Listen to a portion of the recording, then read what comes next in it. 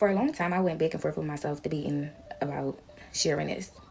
I was always private on social media and stuff like that, but here is a safer place. And I feel like there's a lot of people out here like me that go through domestic violence and we feel ashamed, embarrassed, and or we don't have anyone to talk to. And I'd rather be a helping story than someone else suffering in silence. My story time is gonna go back to me being pregnant, and my daughter is now 4, going on 5. But this has been a long time span of harassment, abuse, and everything that falls under narcissism and domestic violence. My windows being busted is just one story of many. That also was when I was pregnant. My daughter is now almost 5. And I've recently just got over being injured. And in my story time, you'll find out. She never thought it would happen to her. One moment she was living her life, then came the fear, the control, and the violence. Now, after years of silence, she's finally telling her story.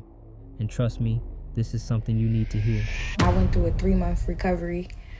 I suffered a broken finger, broken ribs, and a concussion.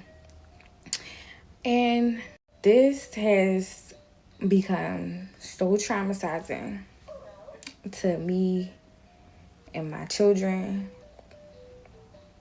to the point that I didn't even realize how much it affected me.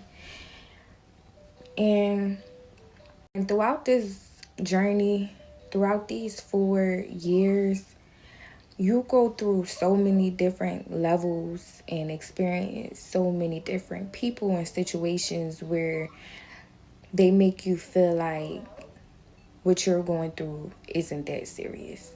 Don't ever, ever, ever let any domestic type situation slide. Don't sweep it under the rug. Don't put it on a back burner, because throughout this process, throughout a lot of situations, people, and experiences you may go through, you may feel like people aren't taking your feelings serious or what happened to you serious. And you should never take any type of behavior as such light. Don't give anyone any passes. And protect yourself. If you have kids, protect your children.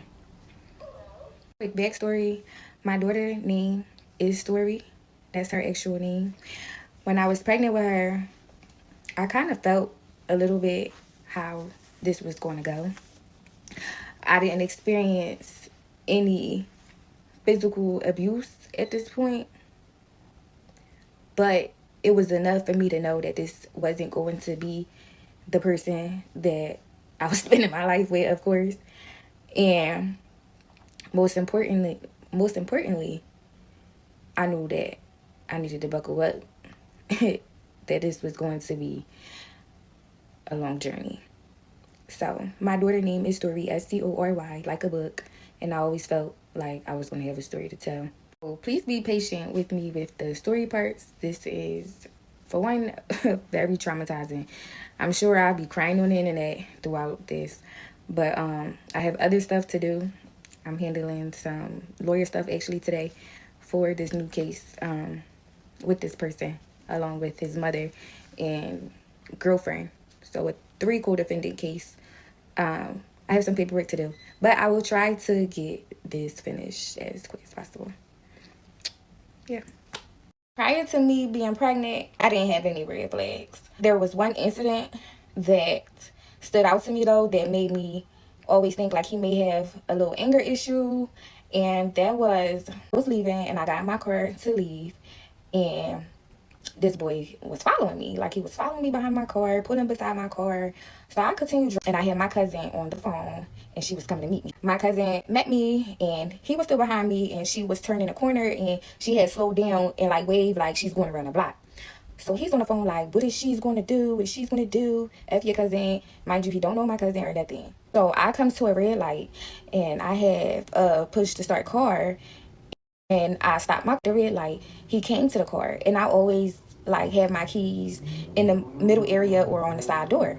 So I rolls my window down. He like roll your window down. I roll my window down, and he takes my keys and push the button on my car to turn my car off. So now my car is turned off without the key nearby, and my car is parked stuck in the middle of the street. I called his mom, and he ended up giving me my keys back. His mom advised me to stay on the phone with her. So I got back with her, and she talked to him. And it's him getting even more madder and saying like, go in the house to mind your business. It's not between you. You know, this is between me and her. They don't got nothing to do with you.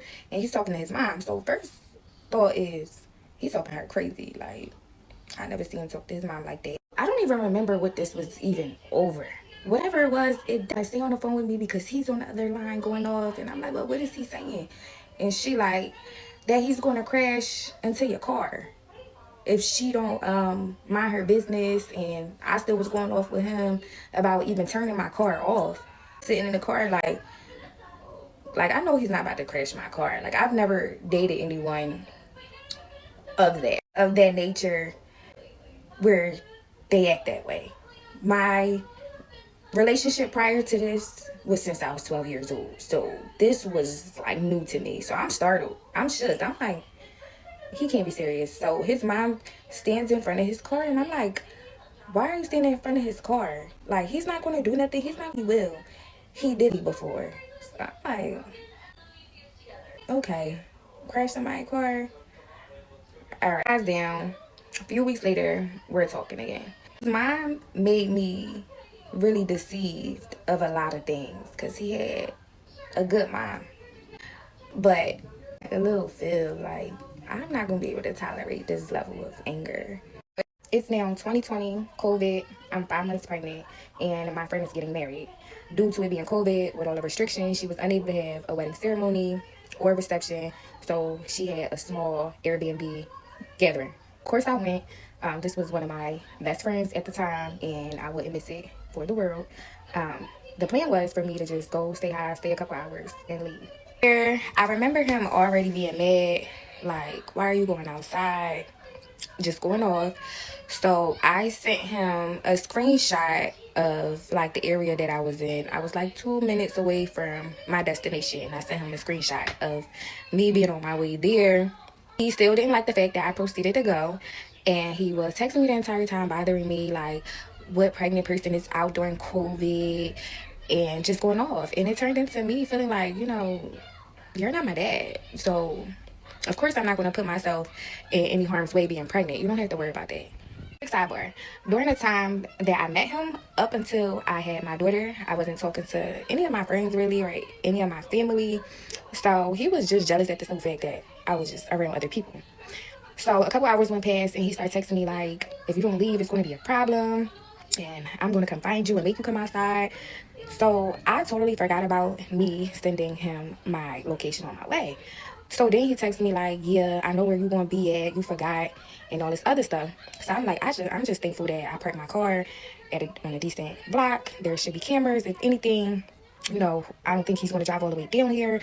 Just being in denial about him like coming to act crazy. I'm like, this boy isn't going to come like do all this, and there's people here. Like, he's not. I'm pregnant. We have a baby on the way. Like, that would just be truly embarrassing. Like, so I decided to download Citizens app because I'm like, I'm not even going outside if he do come. The only alert that I need is about my car. I downloaded the app, and shortly after he sent me a message on Instagram like, yeah, this your car, wasn't you just laughing it up? Because I was like chuckling like you're not gonna play with my car like that. Like, you're not gonna do none of that. It's people here, don't play yourself, don't even embarrass yourself. So he texted me like, wasn't you just laughing? Here's your car. I'm showing my friends. I'm like, oh my god, he's outside, he's by my car. They're like, he's not gonna do that, Stephanie, he just wants you to come out. I never came outside. For one, I didn't want to be embarrassed. For two, I was pregnant, I did not want to fight. So within not even 10 minutes, I received a notification on the Citizens app. I received a notification on Citizens app, and it said SUV vandalized, burglarized, 10 feet away. I'll never forget how my heart left my body the moment I seen that.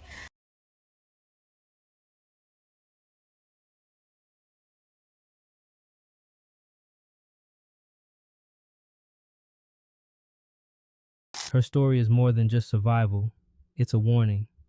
If you're going through something like this, don't wait. Let someone know before it's too late.